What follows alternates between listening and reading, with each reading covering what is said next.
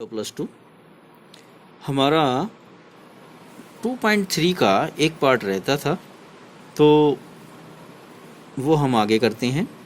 यहाँ पर जो क्वेश्चन दे रखा है इसके बी पार्ट में वो दे रखा है 30 ml of 0.5 molar H2SO4 diluted to the 500 ml। तो हमारे पास 30 ml 0.5 मोलर H2SO4 दे रखा है जो कि पहले से ही सॉल्यूशन है, और उसमें और ज़्यादा पानी मिलाते हुए हम उसे 500 ml तक कर देते हैं, डाइल्यूटेड कर देते हैं। तो यहाँ पर जब पहले से ही सॉल्यूशन होता है तो हमारी मोलैरिटी इक्वेशन यूज़ होती है, तो जो कि हमें पता है M1V1 is equal to M2V2। अब हमारे यहाँ पर जो पहले से ही मोलैरिटी जो दे रखी है वो 0.5 है, तो M1 हो गया 0.5, और जो पहले से ही हमारा जो 0.5 मोलर सॉल्यूशन है उसका वॉल्यूम दे रखा है 30 ml, तो V1 हो गया 30 ml। हमने डाइल्यूट होने के बाद उसकी मोलैरिटी निकालनी है, मतलब हमने कैलकुलेट करना है M2, और जो डाइल्यूट करने के बाद उसका वॉल्यूम कितना हो जाएगा 500 ml हो जाएगा, तो V2 हो गया 500 ml। तो हमारी इक्वेशन में हम पुट करते हैं M1 की जगह ये 0.5 को मैं 1/2 लिख सकता हूँ, तो M1 की जगह पुट किया 1/2 और V1 की जगह पुट किया 30 और M2 निकालना है, और V2 की जगह पुट किया 500। इसे कैलकुलेट करते हैं। M2 बराबर आएगा 500 नीचे गया, 2 से ये कट गया 15 पर, और 15/500 आया यहाँ से। M2 की वैल्यू आई 15/500 जिसे काट कर आया 3/100, जो कि बराबर हुआ 0.03 मोलर के बराबर हुआ। अब अगले न्यूमेरिकल पे जाते हैं। हमारा अगला जो न्यूमेरिकल रहेगा वो क्या है? Numerical number 2.4। 2.4 क्या कहता है? Calculate the mass of urea. यहाँ पर हमें यूरिया का मास निकालना है, NH2CONH2 required in making of 2.5 kilogram of 0.525 molar aqueous solution. यानी जो सॉल्यूशन हमने 2.5 किलोग्राम का बनाना है, सॉल्यूशन का मास दे रखा है और जिसकी मोलैलिटी दे रखी है 0.25 मोलर। तो हमें पता है मोलैलिटी की जो इक्वेशन है या फॉर्मूला है W2/M2 इंटू 1000/W1। तो यहाँ में दिया क्या गया है, हमें यूरिया का मास निकालना है, तो यहाँ पर यूरिया का मास W2 है जो निकालना है। अब यूरिया का जो फॉर्मूला है उसके हिसाब से इसका मॉलिक्यूलर मास निकालें तो आता है 60। अब मोलैलिटी दे रखी है 0.25, टोटल मास ऑफ सॉल्यूशन दे रखा है, टोटल सॉल्यूशन का मास होगा मास ऑफ सोल्यूट प्लस में सोलवेंट, मतलब W1 जमा में W2। अब W1 जमा W2 दोनों मिलकर हुआ 2.5 kg या फिर 2500 ग्राम। तो W1 निकालना है तो W1 किसके बराबर हो जाएगा, W2 दूसरी तरफ ले जाते हैं, 2500 में से W2 हम घटा दें। अब यहाँ पर वैल्यू पुट कर देते हैं। मोलैलिटी दे रखी है 0.25 बराबर है W2 कैलकुलेट करना है बाय 60 इंटू 1000 बाय W1 की वैल्यू है 2500 माइनस में W2। अब यहां से इसे कैलकुलेट करते हैं। 0.25 को लिखा 25/100, डेसिमल हटाया, 60 को यहां ले गए ऊपर, और यहां पर 1000 को दूसरी साइड ले जाएंगे तो ये नीचे आ जाएगा।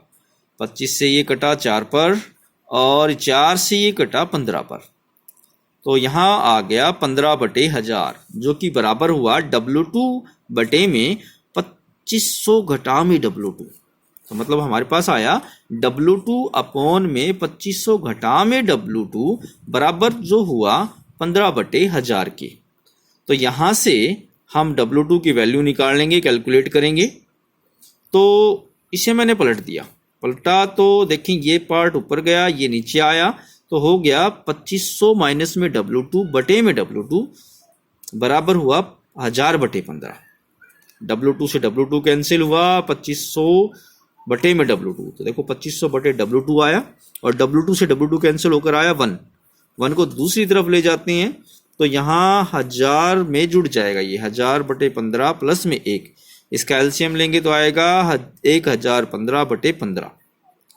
ये हुआ 2500/W2। यहाँ से W2 की वैल्यू कैलकुलेट करेंगे 2500 गुणा में 15 बटे में 1015, जो बराबर होगा हमारे पास W2 बराबर आया 36.95 के बराबर हमारे पास आया। ये हमारे पास इसके अनुसार आंसर है। अगर एनसीईआरटी में जो आंसर दे रखा है उसके लिए आपने करना है तो आपको वहां पर केवल छोटी सी वो करना पड़ेगा कि W2 को 2500 मानना पड़ेगा। तो एनसीईआरटी के अनुसार आंसर आता है 37.5। वहां कैसे आएगा वो, अगर हम सॉल्यूशन के मास को हम सॉल्वेंट के मास के लगभग बराबर मान लें तो मतलब यहां पर हमारा जो फॉर्मूला है, यहां पर W2/60 मल्टीपल ऑफ 1000 अपॉन में W1 की जगह 2500 ही पुट कर देते हैं, W2 को नेग्लेक्ट कर देते हैं। तो हमारे पास कैलकुलेशन और आसान हो जाएगी और आसानी से हमारे पास 37.5 आंसर आएगा। तो अब हम नेक्स्ट न्यूमेरिकल के ऊपर चलते हैं। हमारा जो नेक्स्ट न्यूमेरिकल रहेगा वो कैसे है। अगला हमारे पास जो न्यूमेरिकल है उसमें calculate molarity and mole fraction of KI if density दे रखी है of 20% mass by mass aqueous solution is 1.202। तो सबसे पहले हम निकालते हैं मोलैलिटी। अब मोलैलिटी का फॉर्मूला हमें पता है, मोलैलिटी बराबर होगी W2/M2 इनटू में 1000/W1। अब यहां से हम देखें W2, अब टोटल दे रखा है 20% सॉल्यूशन। 20% सॉल्यूशन जो दे रखा है तो टोटल हम मान लेते 20% सॉल्यूशन में हम टोटल 100 ग्राम मान लेते हैं। तो हमारे पास KI कितना हुआ, 20 ग्राम हुआ, मतलब W2 हुआ 20 ग्राम। अब पानी कितना बच गया, W2 नहीं दे रखा है कुछ यहाँ पर तो पानी मानना पड़ेगा। तो W2 यानी यहाँ W2 नहीं, यहाँ आएगा W1। जो W1 हो जाएगा वो हो जाएगा 80। W2 है 20, W1 है 80। तो यहाँ मास ऑफ KI, अब पोटाशियम का मास होगा हमारे पास 39 और आयोडीन का होगा 126। तो दोनों को ऐड करेंगे तो 165। यहाँ पर आप 126 की जगह 127 भी ले सकते हैं, जहाँ 166 हो जाएगा। तो मैंने लिया यहाँ पर 126। अब यहाँ पर देखें मोलैलिटी की वैल्यू में पुट करें, W2 कितना हुआ, 20 हुआ जो कि सोल्यूट का मास है, और M2 हुआ 165 मल्टीपल ऑफ 1000 अपॉन W1 मतलब सोलवेंट का मास पानी का 80 हुआ 80।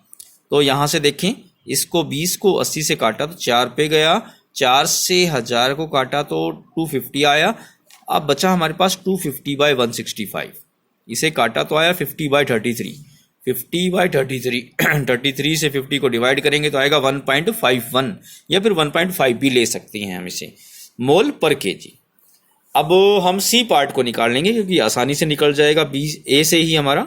तो हम जाते हैं पहले calculation for the mole fraction. Mole fraction के लिए कैलकुलेशन करते हैं।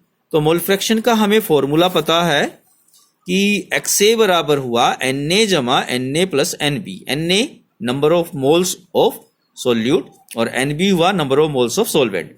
तो अभी हमने मोलैलिटी में निकाला है कि हमारे पास सोल्यूट के मोल्स आए 1.5 और हमारे पास पानी जो है वो पर किलोग्राम, मतलब 1 किलोग्राम पानी हुआ तो उसके मोल्स निकाल लेंगे। 1 किलोग्राम पानी उस बटे में उसका मोलिकुलर मास 18। तो ये आ गया, NB की वैल्यू हो गई हमारे पास 55.5। तो यानी हमने यहाँ से Na निकाल दिया, NB निकाल दिया। तो Na और NB की वैल्यू पुट करते हैं 1.5 प्लस में 55.5 में 1.5 ऐड करेंगे तो आया 57। 1.5 को मैं 3/2 लिख लेता हूँ तो हुआ हमारे पास 3/2 मल्टीपल ऑफ 1/57। तो इससे 3 से ये कटा है 19 पे जाएगा और 19 को 2 से मल्टीपल करेंगे तो आया 38। तो हमारे पास XA आया 1/38। यहाँ पर KI का मोल फ्रैक्शन पूछा है। अगर वाटर का भी मोल फ्रैक्शन पूछता तो हमें पता है XA जमा XB इज इक्वल टू 1। तो XB निकालना होता तो 1 माइनस XA करते और यानी 1 में से 1/38 घटाते तो हमारे पास आंसर होता 37/38 जो XB की वैल्यू होती।